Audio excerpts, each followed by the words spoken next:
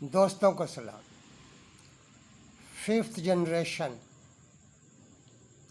वार पर बात करेंगे। 5th generation revolution in science और टेक्नोलॉजी वाक़ हो चुका।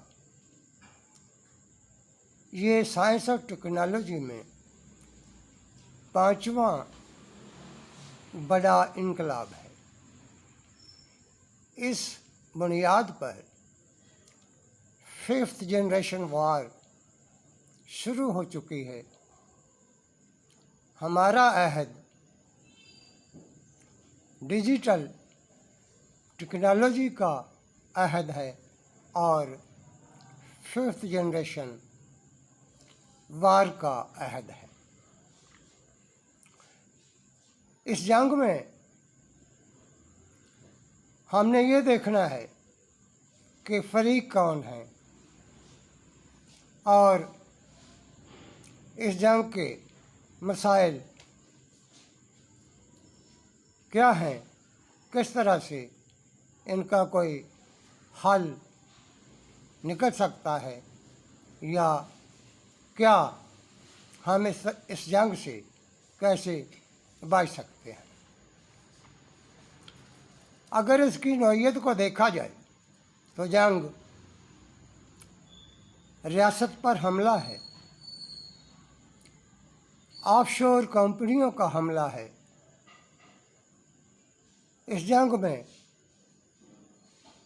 आज़ादी पर, रियासत की आज़ादी पर हमला किया जा रहा है। कोई ठीक तरह का तजज़िया इस जंग के बारे में सामने नहीं आया है। लिबरल दानिश्वर इस पर कोई ज़्यादातर इसकी हमायत में बात कर रहे हैं। मार्क्सी दानिश्वर खामोश दिखाई देते हैं। 5th जनरेशन वार के वेपन्स को देखते हैं तो ये ख़तरनाक हैं। ये डिजिटल वेपन्स हैं। जिस तरह से एटम बॉम्ब है, कंप्यूटर है, लेज़र टेक्नोलॉजी है,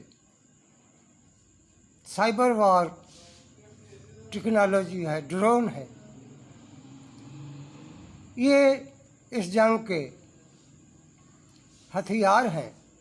अगर हम समाजी नुक्ता नज़र से देखें तो कौम परस्ती, लसानी तफरकाबाजी, मजहबी फ़िरकावारी, सिविल जंग ऐसे और रेसिज्म वगैरह इस जंग के समाजी हथियार हैं।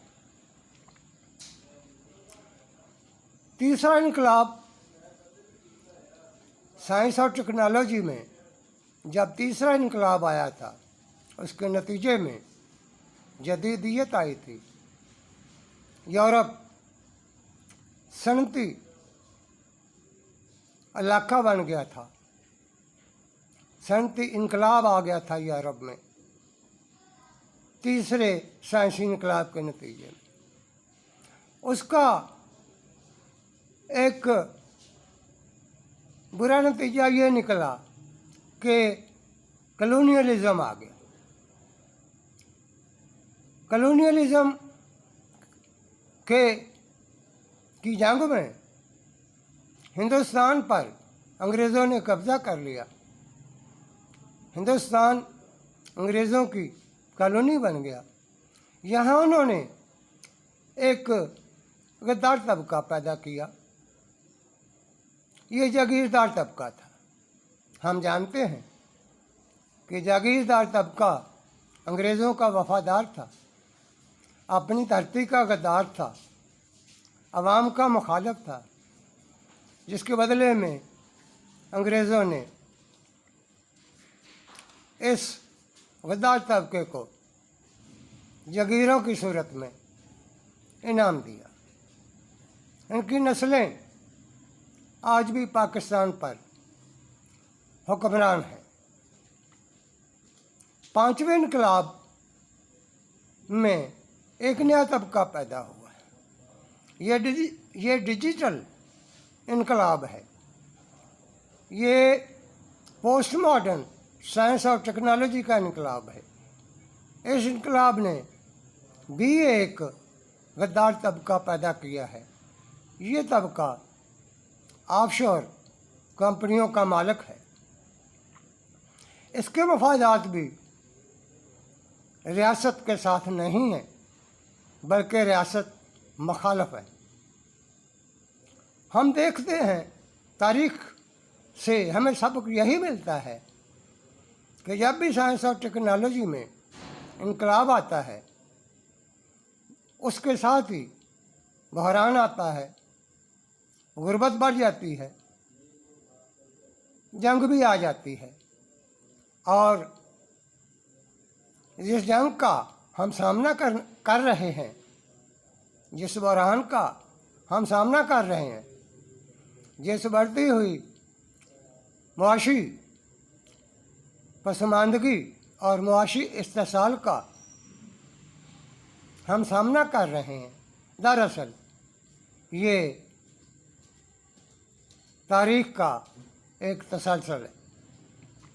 हालांकि साइंस और टेक्नोलॉजी पैदावार में इजाफा करती है, ज़्यादा दौलत पैदा करती है, लेकिन अफसोसनाक हकीकत ये है कि साइंस और टेक्नोलॉजी की तरक्की के साथ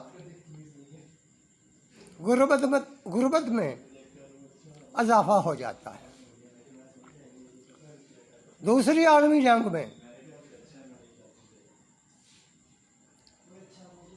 कंपनियों ने फतह हासिल कर ली थी। रियासत पर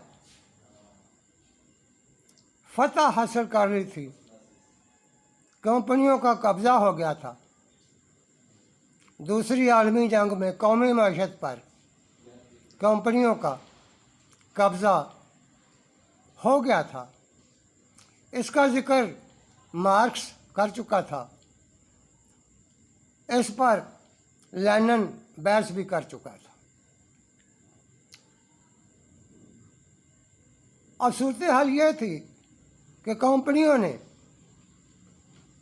आलमी बैंक बना लिया, वर्ल्ड बैंक बना लिया। आलमी बैंक कंपनियों का बैंक था। कौमी मईशत के सर में फोड़ा निकल आया था, फोड़ा।